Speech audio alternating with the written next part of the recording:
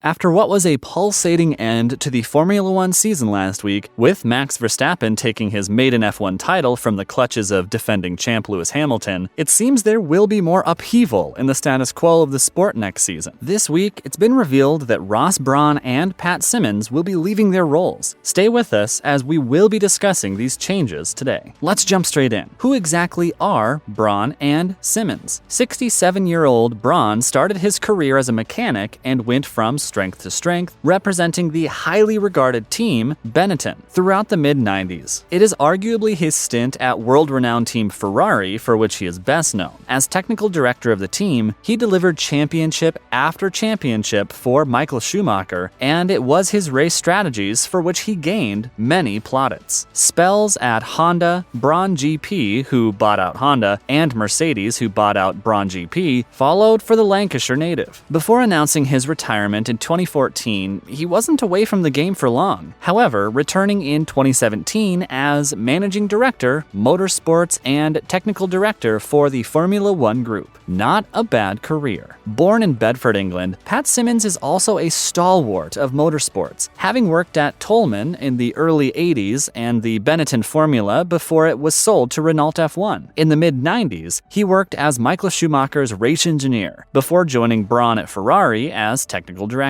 There was controversy in July 2009 when Nelson Piquet Jr. claimed he had been instructed to crash by Symonds in order to assist teammate Fernando Alonso. Since then, he's gone on to work as a consultant for Virgin Racing, CTO at Williams, and also for the Sky Sports Racing team. Since 2017, Symonds has worked as Chief Technical Officer for Formula One. What do you make of these guys' careers? So why are the pair stepping down? Brawn has been expected to leave his role for a while now, and whilst the role required him to oversee changes to both technical and sporting regulations, which he has done, he can reflect on a job well done. He was tasked with introducing technical changes, which come into play next year, and novelty events, such as the sprints, which we saw this year. It is expected that Brawn will keep his toes in the water, so to speak, in one capacity or another with an honorary title or consultancy role. One thing we know for sure is that he will not be in the big seat come the start of the 2022 season. Symonds, who has worked closely with Brawn for the past 25 years in numerous roles, will also be leaving his current role before the new season starts. Brawn himself appointed his friend to the role of F1 technical head, which one of his main focuses being the implementation of new regulations, which had to be postponed due to COVID, but are due to go ahead next year. Symonds decided to call it a day after those regulations were rubber stamped for approval, and the 2026 power unit regulations were also signed off on. A stellar career, fellas. What do you think their biggest achievements have been? And also, who do you think should be replacing these guys at the top of the F1 pyramid? Let us know below. Next, we're discussing the most improved team of 2021. Stay where you are. Alfa Romeo, despite finishing in a rather disappointing 9th place in the Constructors' Championship, actually made the biggest qualifying performance gain of any team. Believe it or not, this season they were just over 1.9% off the fastest, jumping up from 2.9% in 2020. This meant they were around 0.25% better than the next most improved team. Reasons for the improvement could have come from a couple of areas. The C41 they are using this term was a lot more aerodynamic than the C39, as well as being more powerful, which they have Ferrari to thank for. The shift in aerodynamics came in the form of a new slim nose, an upgrade on the wider nose they were using last time out. This new nose allowed airflow in turn to the desired direction towards the barge boards. There was also a change to the team's front wing. Although remaining distinctive, it also had a unique component to the main plane's underside being flat and close to the ground. All this meant there was a tendency to stall at the nose dipped when braking. However, this was combated by the slot in the end plate sucking air through, which kept the underside of the ring working and stopping it from stalling. We're talking biggest shocks of 2021 next. Stick around. In a season which delivered so much, there were also a few surprises to keep us entertained, as if we even needed them after what we just witnessed. Up there is possibly the biggest shock of the season came in Hungary, where France's Esteban Ocon, in front of a 65,000-strong capacity crowd, held off the challenge of pole position, and reigning champion Lewis Hamilton Hamilton, and Carlos Sainz Jr. in third place. The win came as a first for a Renault engine since 2014, and also marked Ocon's first, but hopefully not the last in the sport. Bravo, Esteban. Another shot came in the form of McLaren's performance in Monza. Daniel Ricciardo and Lando Norris pulled off the only Team 1-2 of the season in a sensational performance, which was made even better by the fact that McLaren didn't even finish in the top 3 of the Constructors' Championship. What a race, guys! An honorable mention this season goes to Williams. They scored points on no fewer than 6 occasions this season. And after not being fancied at all at the beginning of the year, this marks incredible progress for the English team, especially considering what they've done, or haven't done more accurately, in the past few years. The same can be said about Ferrari, who after a difficult start managed to pull it together down the home straight. What was your biggest shock of the season? And what about the best individual driver of the year? There are few people who claim that Lewis Hamilton's drive in Brazil this year isn't deserving of the best individual drive of the year award, and rightly so. It wasn't just one of the best drives this year, it was the best this century. After coming from last position to first in the sprint at Interlagos and being twice demoted, this sort of performance is usually reserved for that of a dream or a video game. Not only did he have to claw his way from the back of the field, expertly negotiating traffic at the back and in midfield, he then had to reel in Verstappen, who, as we know, was an absolute machine this year.